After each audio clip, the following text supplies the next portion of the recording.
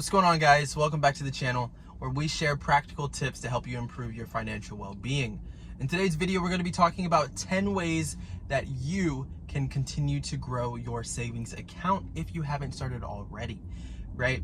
So let's go ahead and hop right into it.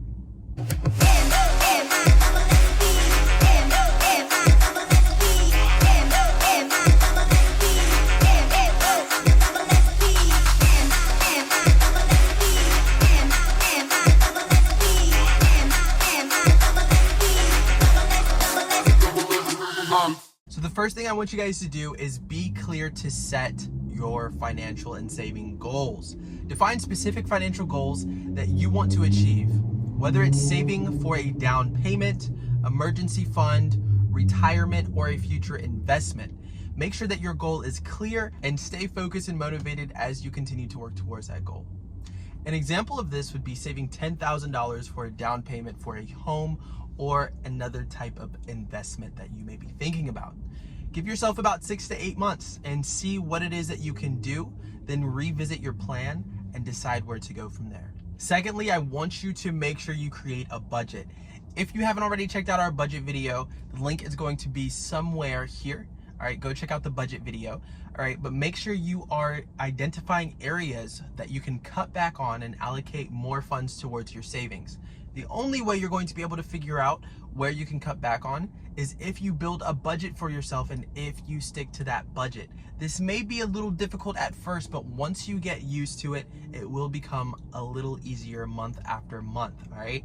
An example of this would be making sure that the amount of money that you have set aside for entertainment, you do not go over, right? So if your budget is going to be $200 for entertainment per month, then make sure it stays at $200 per month and keep yourself accountable. If you do have a significant other or a life partner, feel free to work on these things together, all right? And make sure to keep each other accountable as you guys move towards your financial goals. Another way is automated savings. Feel free to set up an automatic transfer from your checking account to your savings account. What this is going to do is make it easier for you to stay on track now that those payments are going to be coming out of your checking account automatically month after month or week after month, however you decide to do it, right? Just make sure that it stays automatic and make sure that those funds are not touched once they are transferred over. This is going to take a lot of discipline, but I believe in you. You can definitely do it, all right? You just have to start and continue moving forward. Let's get into the next one. All right, next you're going to want to make sure that you reduce unnecessary expenses. Review your expenses and your budget and identify areas where you can cut back. This could include reducing dining out. This could include reducing entertainment costs or unnecessary subscriptions. Redirect those payments towards your savings account. An example of this would be cutting back on daily coffee shop visits and saving an extra $50 per month by simply making coffee at home. Now, you may think it may not taste as good as Starbucks, but I promise you, as your savings account continues to grow, you will be thanking yourself for deciding to make coffee at home instead of going to Starbucks every morning and grabbing a coffee.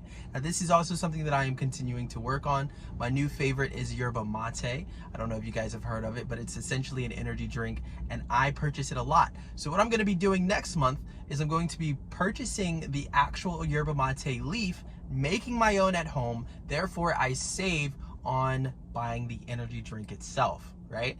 Just practical tips. Let's go ahead and move into the next one. All right, so next you're gonna wanna make sure you track and minimize debt. Pay off high interest debt as quickly as possible. The money saved on interest can be redirected to your savings, allowing your savings account to grow faster. An example of this would be paying off the highest interest credit card debt aggressively, saving $100 per month on interest payments, right? Now this may seem a little difficult at first. You may not know where the extra funds are going to come from, but all you have to do is simply allocate all of your focus into first paying off the highest interest debt that you have, and then slowly by slowly, you start to pay off the lowest interest that you have. The reason you want to do this is because high interest payments are going to be pulling on you long term in comparison to low interest payments, right? That interest is really what gets a lot of people when it comes to paying off debt when it comes to mortgages, when it comes to credit cards, things like that. It's really all about the interest that comes along with it, right? So be sure to tackle that first and then move on to the lightweight after. All right, next you're going to want to take advantage of employer match. If you do have a part-time job or a full-time job and your employer offers a matching retirement contribution, you're going to want to make sure you take full advantage of that. It's essential that free money towards your savings account is taken advantage of, all right? So be sure, check in with your employer, see if they offer a 401k that matches 5% of your salary or 10% of your salary, or just matching in general, right? This is really going to assist you long-term with hitting your financial goals and making sure that you stay afloat even after your full-time job does end and you start to draw from your 401k. Another way that you can explore is high yield savings accounts. Look for high yield savings accounts that offer higher interest rates than traditional savings account. Now, to do this, you're going to have to definitely do some research and compare different financial institutions to find the best rates and terms for your savings, right? So an example of this would be research different financial institutions within your area. Open a high yield savings account that offers an interest rate of 2% compared to the typical 0.5 to 1%. This way you're getting more bang for your buck just by allowing your money to sit in a savings account. It's definitely useful, and if you have the opportunity to use it, I would definitely say take advantage. Next, if you're not already, you're going to want to make sure that you invest wisely. Consider investing a portion of your savings in a low-risk investment option, such as index funds or bonds. This can potentially provide higher returns compared to a regular savings account, but it comes with a higher level of risk as well.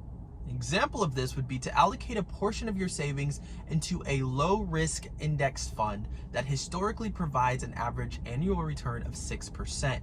Right? This is going to allow you to not only hedge yourself against inflation, but it's also going to allow your savings account money to then turn into your investment money and then continue to grow over time, possibly producing you passive income long term. Definitely something to think about. Lastly, you're going to want to make sure you continuously educate yourself.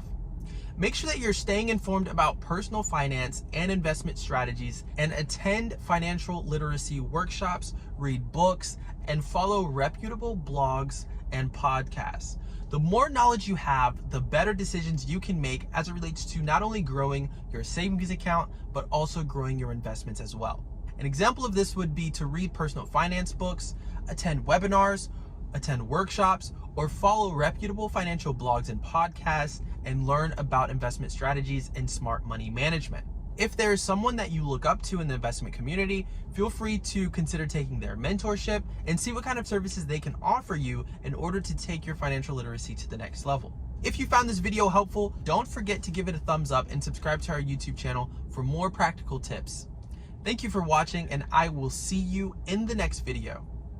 If you guys have been enjoying this new style of content, feel free to let me know down below, and I will catch you guys in the next video. Peace out.